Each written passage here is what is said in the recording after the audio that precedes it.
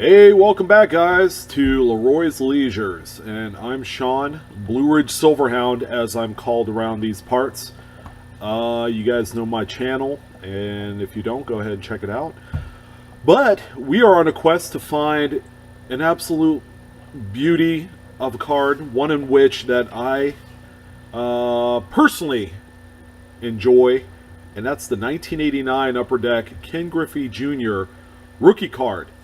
Now, the card that you see on screen here, this is exactly what we're looking for. Okay, as you can see, it is encapsulated in a graded plastic holder by PSA. Okay, they are one of the big grading companies for sports cards and memorabilia out there, alongside with like BGS and a few others. But we have a treat for you. We're going to go through a brand new sealed factory set of 1989 Upper Deck baseball provided by Rob from the Leroy Leisures Vault. All right, and we're going to see if we can find one of these bad boys in here. So how much does a PSA 10 Gem Mint Griffey Jr. rookie card go for? Well, it does have a price guide value of about $400, but nice examples like the one that you see here typically sell somewhere in that $400 to $600 range. I think eye appeal, perfect centering makes all the difference in the world. Of course, to get a 10 through PSA, we are going to have to look for something like that. So without further ado, let's go ahead and get started and see what we can look for. All right, and look we shall. So we have one complete 1989 Upper Deck, sealed, factory sealed, never been opened, baseball. Okay, and then we're going to look for that Griffey in there. Okay, just to recap, a PSA 10 Griffey, well centered. I mean, it's got to be like hammered centered, $400. The Randy Johnson is probably the least important card in this out of the three, and that is $35 as a PSA 10. And of course, we also have the Dale Murphy reverse negative card, okay, in which the image is just going to be in reverse. So once you see it, you'll know exactly what it looks like, because the name on his jersey is going to be backwards.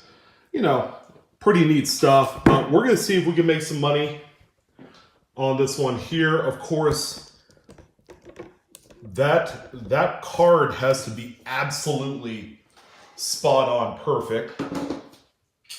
All right, so we got our cutter. How you doing, guys?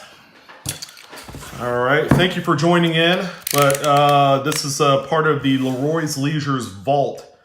So here we go. Once we open it, we can't stop. So card number one in the set is the Griffey, and then we'll take a look at that one first. You know, having to be careful with the way that this is taken out of here. There you go. The one common problem that has plagued this entire series has been that centering. The centering has been an absolute issue through and through. So here is the little holograms. They give you a pack of them. I'm not going to take those out, but they're in there. So let's see. The final card here is the Pete O'Brien. There you go. I can see the centering top to bottom is all wonky. Okay, and then you have a corner issue right here. Okay, iconic card though. I mean, these things, I grew up aspiring to buy every single pack of 89 Upper Deck that I could. Of course, at the time, it was just so darn expensive. You know, I remember packs being like $10 a pack. All right, so our number one card is going to be right here in the front. And oh, I see it. I got to be careful here. So we're going to take a look at this first card, and then we're going to take a look at that Randy Johnson, which is card number 35. Let's see, we'll bend this down a little bit here. All right, here we go. Ooh, look at that centering on the back. Can you guys see it? Fart. All right, yeah, not a great specimen. There's a little corner issue right here. As you can see, the top to bottom is just horrible. Left to right centering, it's about 40-60. Yeah, this one I would think is going to be a PSA 8. Okay, in that case, it's not going to be worth grading.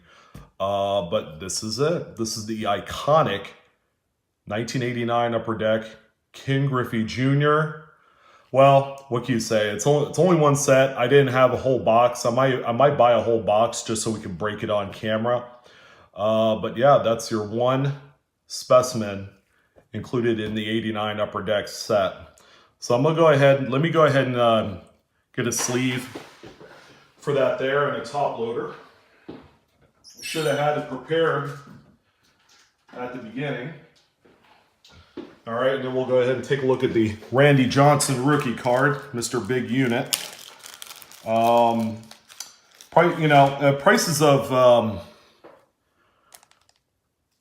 Prices of rookie pitchers are so undervalued right now. In all of them, except maybe Nolan Ryan. But even in comparison, Nolan Ryan is cheaper than a lot of the other guys. There you go.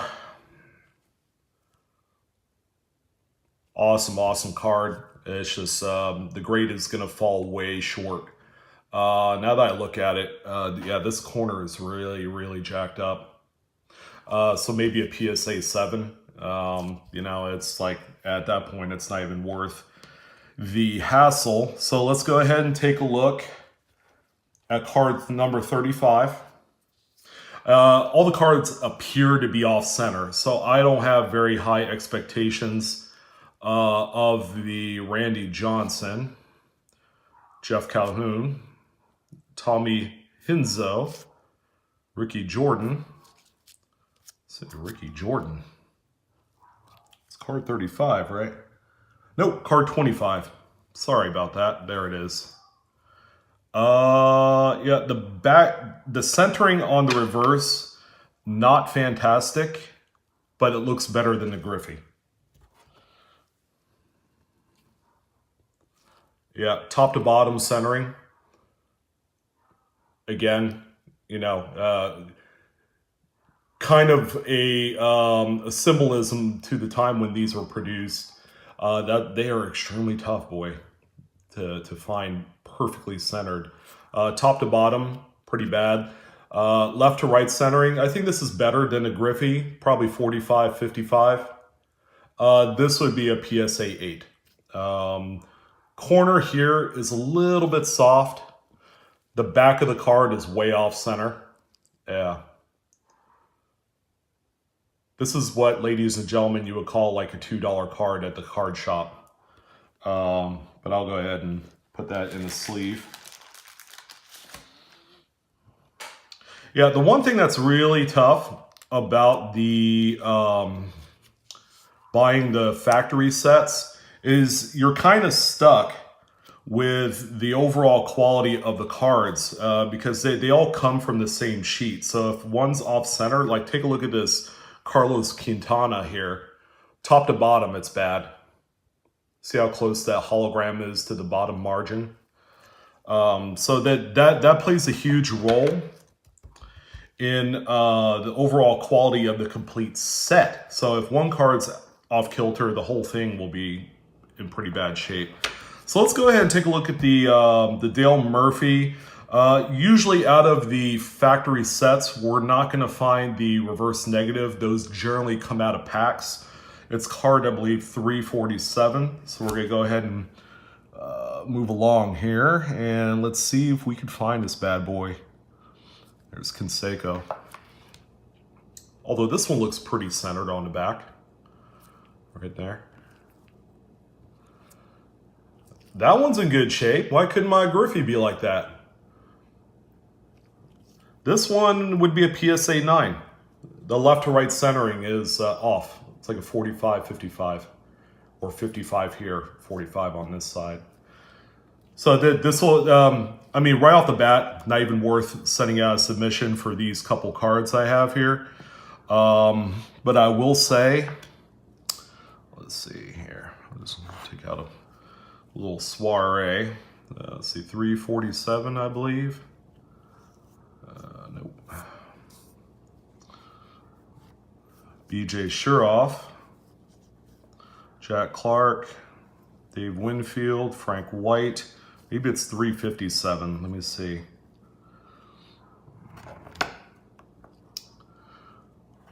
But I want to thank everyone for joining me on this video. It's pretty cool. It's not every day that you get to go through an old vintage 30-year-old set. See, this is the correct image.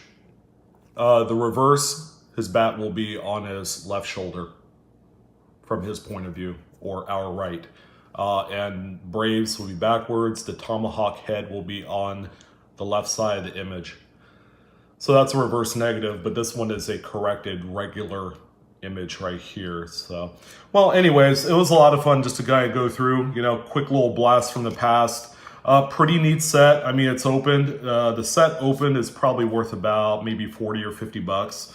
Of course, the Griffey drives the value of the set. So what we'll do is we'll go ahead and sell this and put it toward the college fund. So I want to thank everyone for joining in.